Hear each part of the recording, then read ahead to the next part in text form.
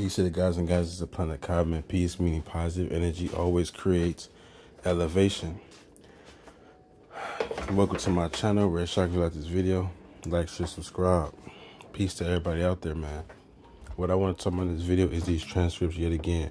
Do I believe Rashad Jamal did the crime? No, I don't. In this video, man, I'm gonna be reviewing these transcripts, and it's very important that y'all look at this video. I appreciate Rashad Jamal's PR team for actually reposting my videos. Whoever controlling his account, if it's him controlling his account, because I don't know, I have no idea. I don't think it's him, but I think I heard in jail sometimes they let people use tablets or something. I don't know, but if he got anything, I appreciate anybody that's on that side reposting the videos to show hospitality, so the message could get out. Because I'm actually reading these transcripts. But now, what I want to talk about in this video is the corruption that I found in these transcripts. Let's get straight into the nitty gritty. All right, so they said between Darshall and Rashad is what essentially jumpstarts this child molestation case, right? Okay. They're talking to a person that work at the police department, and she said, yes, that's the original report. And they said, okay, you indicate that you were the lead detective handling this case. So they're talking to the lead detective. They said, I was investigating the child molestation. I did not investigate anything interference with custody. Because remember, it's two cases, kidnapping and the molestation charge, right? Pay attention. And they said, yes, the child molestation, you were the lead detective over the alleged child molestation case. They said, yes, ma'am. They said, okay, and that means you oversaw the investigation. They said, yes, ma'am. Okay, and as the lead, your investigation, listen, and as the lead, your investigation requires you to review the entire case. Yes, ma'am. The 911 call, this motherfucker said, I did not review the 911 call. They said it's not part of your job. It was related to the interference with custody. I didn't review it at all. Review the 911 call. And they said, so there was no 911 call related to child molestation. If there was a 911 call, I assumed it was related to the interference with custody. I did not review it. Did you hear? You didn't hear a 911 call about a child molestation, though. I did not listen to the 911 call. Okay, and you were also responsible for reviewing witness statements. Yes. And the reports of other officers, correct? Okay, yes. Okay, you indicate that you make contact. Okay, whatever. As you can see right here, dude, she didn't even review the 911 call.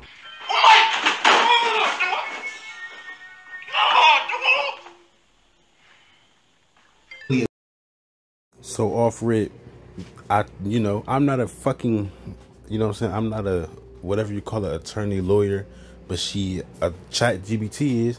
Now look, this ChatGPT is a robot. I asked him, how important is it that they didn't review the 911 call, despite it being her job?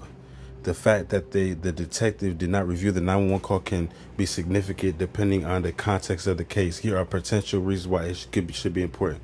Missed information. You're missing information that can influence your investigation. Okay.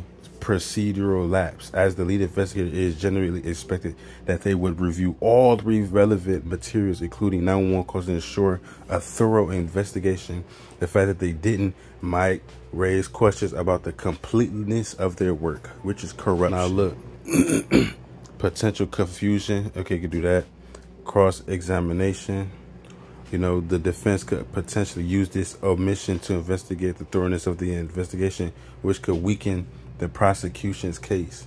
Basically, bro, this can be used to help Rashad Jamal, or this could be used to help his side, because the fact that they didn't, even thoroughly investigate, it shows, or it doubts their credibility. I asked that ChatGPT about, can this cause a retrial? and it said whether the failure to review the call could lead to a retrial. So if y'all watching this PR team, consider this. The fact that they didn't review it, primarily centered around the idea of materiality and whether this oversight, here's some key considerations: material evidence. If the 911 call contained evidence that was crucial to the case and failure to review undermine the investigation or trial, it could be argued that the omission was material. A retrial could be warranted if the call would have significantly impacted the outcome of this case, which I believe it does. It is important. Brady violation. In U.S. law, of Brady violation occurs when a prosecution fails to disclose whatever evidence favorable to the defendant. So this is a violation, because it can help the call can possibly help, Rashad. So this is a Brady violation that could influence the trial's outcome. If the 911 call contained information that could have helped the defense and it wasn't properly reviewed or represented in court, this could be grounds for retrial. Ineffective assistance of counsel. If the defense can argue that the failure to review or present the 911 call was due to ineffective assistance of counsel and that this failure prejudiced the defendant, it could also lead to a retrial.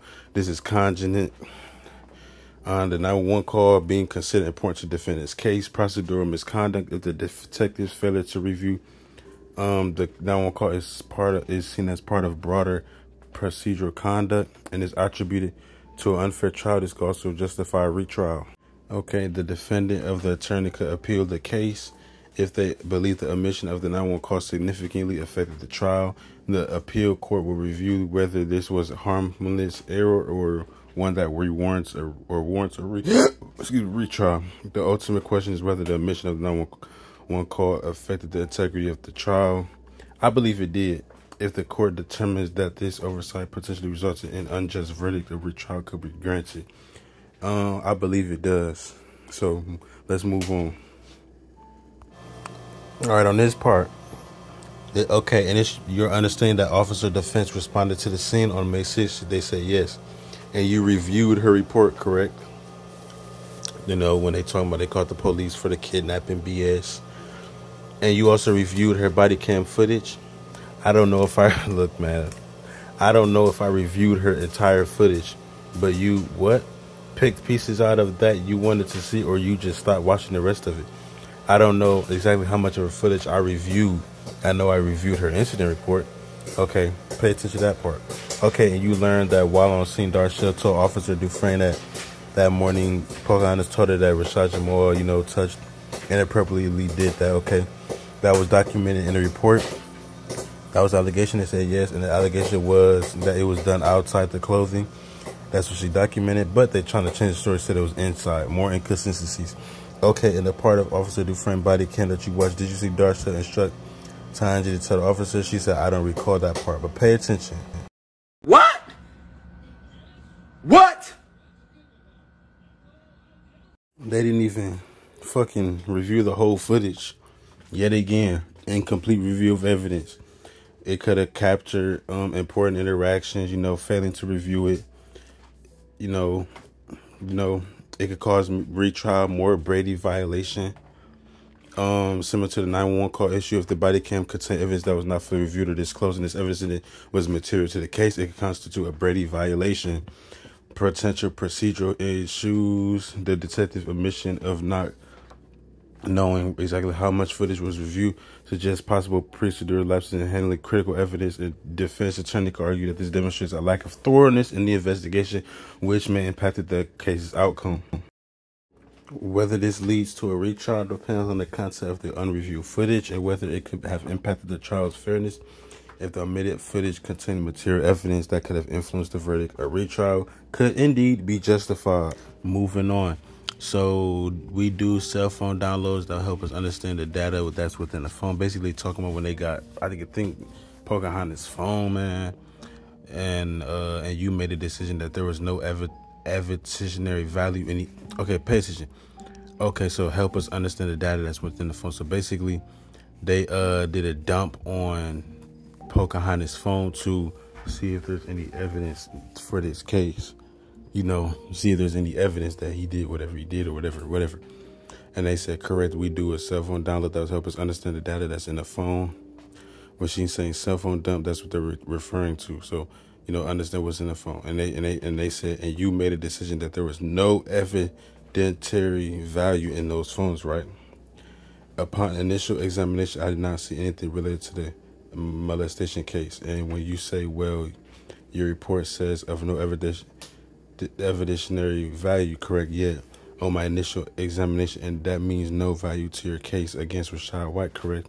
I didn't see anything related to the case, and you didn't turn that information over, did you, to who? The defense? And they said it wasn't. I left it attached to the Celebrate computer at the City of Winder Police. I don't know where it went after that. Now pay attention. Basically, what they're saying is they went over Pocahontas' phone.